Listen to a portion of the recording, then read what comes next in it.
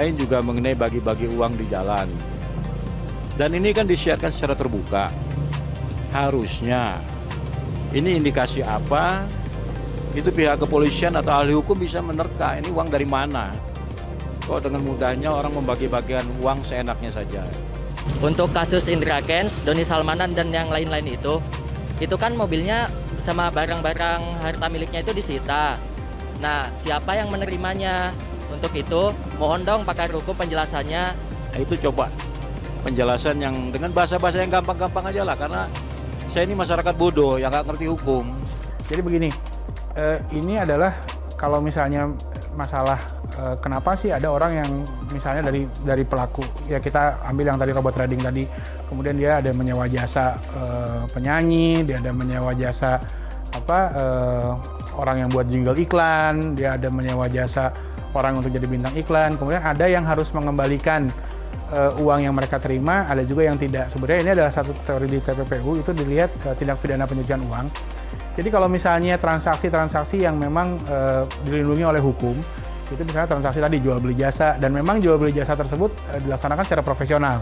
Saya lupa sih istilahnya apa, tapi kalau misalnya dia dilaksanakan secara profesional dan orang itu melaksanakan sudah memberikan jasanya, kemudian dibayar dengan nilai yang sesuai dengan jasa yang dia berikan, misalnya tadi penyanyi dibayar 100 juta, memang dia tarifnya 100 juta, itu kalau menurut saya sih tidak perlu dikembalikan. Jadi penyidik juga nanti akan melihat apakah ini ada itikat buruk atau tidak gitu. Jadi kalau misalnya jumlahnya seperti itu ya, dan ada nilai standar yang bisa dilihat, mungkin tidak perlu dikembalikan karena dia sudah memberikan jasanya juga. Kan nggak mungkin juga sekarang, lah saya udah nyanyi terus nanti gimana dong? Apakah suara saya dikembalikan ketika saya udah nyanyi? Kan nggak bisa karena jasa sudah diberikan. Kalau jingle iklan misalnya dia melaksanakannya memang ya secara profesional, kontraknya ada, bisa dilihat bayarannya berapa dan standarnya memang segitu. Ya misalnya standar untuk bikin jingle iklan, satu jingle misalnya 200 juta gitu. Kalau dia dibayar 250 juta atau 150 juta ya saya rasa masih di atas batas-batas yang wajar dan sesuai dengan standar profesi, ya saya rasa itu tidak perlu disita. Tapi yang perlu dicurigai itu kalau misalnya ada transaksi-transaksi yang memang jumlahnya mencurigakan. Misalnya nih, kalau misalnya dia beli mobil itu kita tahu lah semua harganya di pasaran itu dan bisa dilihat kan, kalau mobil pasarannya gampang dilihat. Mobil itu pasarannya misalnya di harganya 1 miliar gitu. Terus kemudian tiba-tiba dia beli harganya 5 miliar.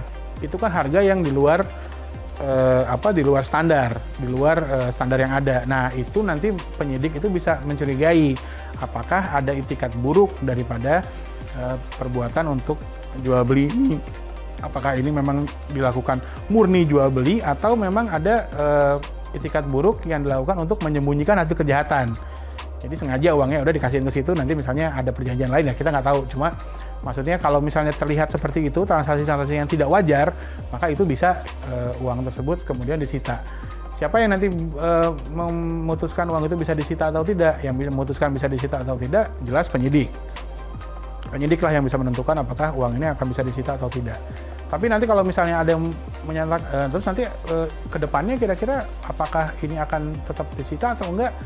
Siapa yang memutuskan? Nah, itu baru nanti majelis hakim yang memutuskan. Majelis hakim akan memeriksa apakah memang ada itikat buruk itu terbukti dari fakta-fakta persidangan, apakah tidak. Kalau memang tidak, bisa saja uang yang disita tadi dikembalikan kepada dari mana uang itu disita. Gitu. Kalau memang ternyata majelis hakim nanti ketika persidangan, oh tidak ada bukti bahwa ini orang-orang ini adalah ada itikat buruk dalam ketika menerima uang-uang tadi gitu. Tapi kan sekarang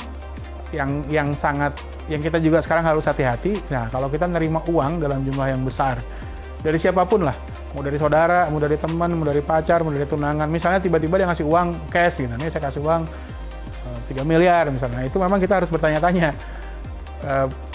Memang kelihatannya nggak sopan, tapi daripada jadi masalah di depan, boleh ditanya, ini uangnya asalnya dari mana, datangnya dari mana, ini uang ini, ya kita harus tanya apakah hasil tindak kejahatan atau enggak. Karena kalau enggak, nanti ya seperti sekarang nih, jadi banyak orang-orang yang tiba-tiba dikasih uang dan akhirnya mereka harus dipanggil, masing-masing dipanggil untuk bertanggungjawabkan kepada penyidik gitu, apakah uang yang mereka terima itu sah atau uang hasil kejahatan.